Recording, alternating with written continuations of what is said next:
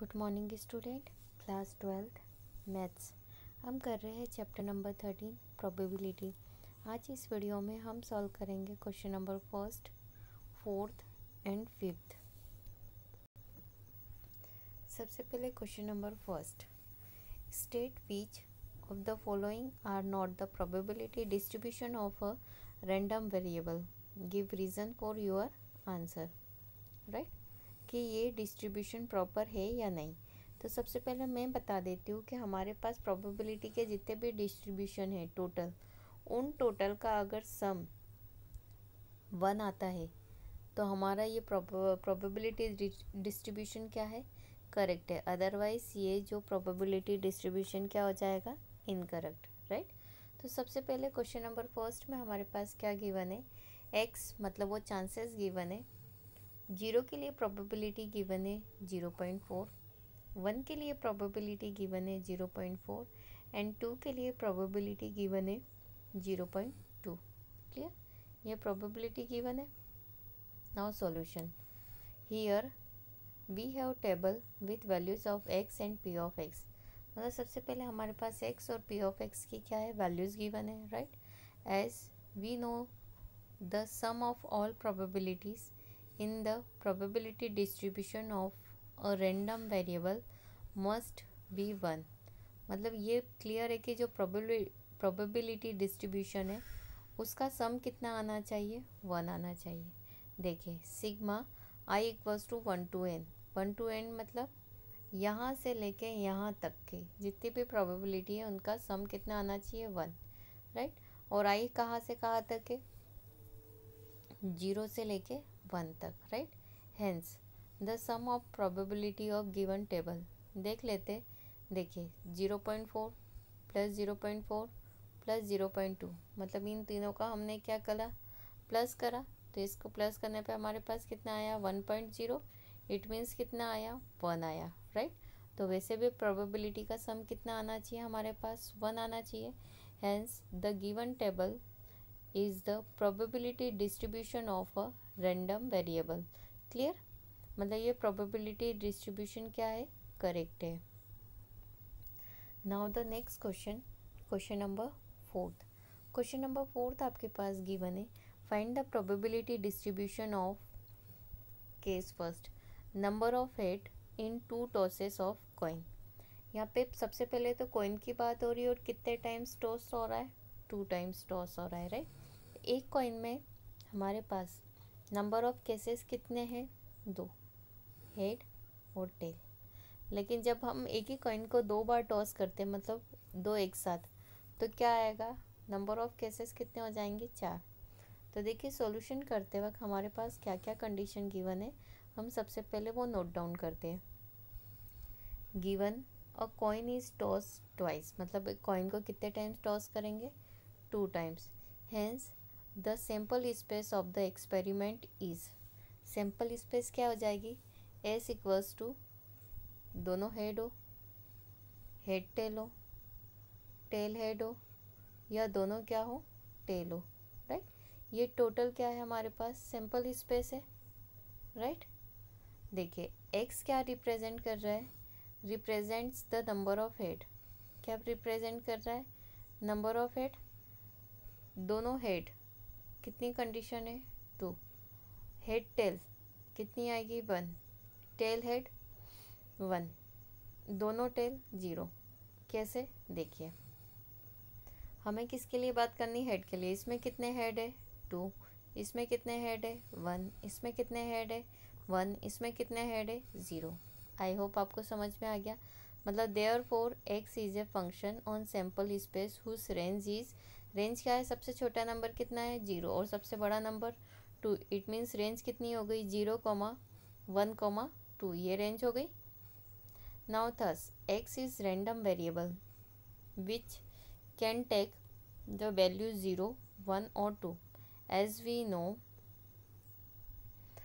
क्या हो जाएगा, as we know P of H H, P of head tail, P of tail head और P of tail tail कितनी हो जाएगी, 1/4। ठीक है, x इक्वल्स टू 0 के लिए जब 0 हो तब नंबर ऑफ केसेस कितने हैं हमारे पास? केवल एक। तो टोटल क्या है? 4। तो कि टोटल केस कितने हैं? 4। तो कितना हो जाएगा? 1/4। x equals to 1, x equals to 1 के लिए हमारे पास टोटल केस कितने हैं? 2। तो कितना आ जाएगा? 2/4। इट मीन्स कितना आ जाएगा? 1/2। और x इक्वल्स टू 2 जिसमें 2 हेड हो, 2 हेड के लिए केस कितने हैं हमारे पास? 1। तो कितना आ जाएगा? 1/4, राइट। तो हम प्रोबेबिलिटी डिस्ट्रीब्यूशन इजी वे में बना सकते हैं। कैसे? Hence the required probability distribution is, देखिए x इक्वल्स टू, रेंज कहाँ से कहाँ तक थी? 0 से 2, मतलब 0 के लिए बनाएंगे, 1 के लिए और 2 के लिए। p ऑफ x, मतलब इसमें हम प्रोबेबिलिटी निकालेंगे। तो 0 के लिए प्रोबेबिलिटी कितनी आई थी? 1/4। x इक्वल्स टू 1 के लिए हमारे पास प्रोबेबिलिटी कितनी आई है? 1/2। और 2 के लिए प्रोबेबिलिटी कितनी है? 1/4। अब हमें चेक करना है कि हमने ये जो प्रोबेबिलिटी डिस्ट्रीब्यूशन निकाला है वो करेक्ट है या इनकरेक्ट। यदि इन टोटल प्रोबेबिलिटी डिस्ट्रीब्यूशन का सम अगर 1 आ जाता है तो हमारा ये डिस्ट्रीब्यूशन कैसा है? करेक्ट है। तो देखिए हम देखते हैं 1/4 प्लस 1/2 प्लस 1/4। एलसीएम लिया कितना आया? 4। 1 प्लस 2 प्लस 1 कितना हो जाएगा? 4/4। इट मीन्स 1, मतलब हमने ये जो डिस्ट्रीब्यूशन करा है वो डिस्ट्रीब्यूशन कैसा है? इसका करेक्ट है। Now the next question, question number 5। Question number 5 आपके पास गिवन है, find the probability distribution of the number of successes in 2 tosses of die. Die के बारे में बात हो रही है। Where a success is defined as, number 1 केस, नंबर ग्रेटर देन 4 हो, 6 appear on at least 1 die, right. तो आपको पता है कि अगर 2 डाई के बारे में बात करते हैं या एक डाई को 2 टाइम्स थ्रो करते हैं तो हमारे पास नंबर ऑफ टोटल केस कितने हो जाएंगे? 36। कौन कौन से? 1 1 1 2 1 3 1 4 1 5 1 6। इसी तरीके से हम कहाँ तक जाएंगे? 6 6 तक। तो देखिए सॉल्यूशन हमारे पास हम कैसे करेंगे? सॉल्यूशन हम हमारे पास कैसे करेंगे? Given a die is toss 2 times, मतलब एक डाई को हम कितने टाइम्स थ्रो करेंगे? 2 times. When a die is toss 2 times then the number of observation will be 6 into 6 36। Number of observation कितने हो जाएंगे? 36। Now let x is a random variable which represent the success. Success के लिए हम बात करेंगे। First case, here success is given as the number greater than 4। Greater than 4 के लिए कितने केसेस हो जाएंगे? 5 और 6 के लिए। ग्रेटर देन 4 के लिए कितने केसेस हो जाएंगे? देखिए x इक्वल्स टू 0 हो तो केस बनता है less than or equals to 4 in both cases, दोनों ही केस में 4 से छोटे हो, दोनों ही केस में। तो कितना हो जाएगा? 4/6। 4/6 तो कितना हो गया? 4/6 इंटू 4/6 कितना हो जाएगा? 4 4 जा 16/36 कितना हो जाएगा? 4 4 जा 16, 4 9 जा, मतलब 4 बाय कितना हो गया? 9 हो गया, राइट। x इक्वल्स टू 1 के लिए, मतलब number less than or equals to 4 in first toss and number greater than or equals to 4 in the second case, plus p of number of greater than p in the first toss and number less than or equals to 4 in the second toss. तो देखिए पहले इसके लिए हम बात करेंगे तो कितना आएगा? 4/6 इंटू में 2/6 प्लस 2/6 इंटू में 4/6 कितना हो जाएगा? 4/9। सेम एज इट इज़ हम किसके लिए बात करेंगे? x इक्वल्स टू 2 के लिए, राइट। x इक्वल्स टू 2 के लिए क्या हो जाएगा? p number greater than or equals to 4 in both toss कितना आ जाएगा? 2/6 इंटू 2/6 कितना हो जाएगा? 1/9। कितना आ जाएगा? 1/9। Hence the required probability distribution is, कैसे डिस्ट्रीब्यूशन होगा?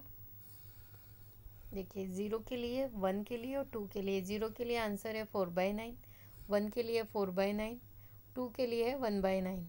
Clear? Now the second case. Second case क्या देख के रखा है? Here success is given as 6 appear on at least 1 die. तो हमारे केस कितना हो जाएगा, x इक्वल्स टू 0, 2 टाइम्स ड्रॉ हो रहा है ना, x इक्वल्स टू 0, p 6 does not appear on any die, मतलब एक पर भी ना आए, तो 5/6 इंटू 5/6 तो कितना आ गया 25/36, और p इक्वल्स टू 1, मतलब p क्या है, 6 appear at least once of the die, 1/6 into 5/6 प्लस 5/6 इंटू 1/6, इट मीन्स 10/36, मतलब 5/18, hence the required probability distribution is, x हो जाएगा 0 और 1 के लिए, तो p ऑफ x हो जाएगा आपके पास 25/36 और एक हो जाएगा 5/18, और ये दोनों क्या होगा डिस्ट्रीब्यूशन टेबल हमारे लिए आंसर। Thank you.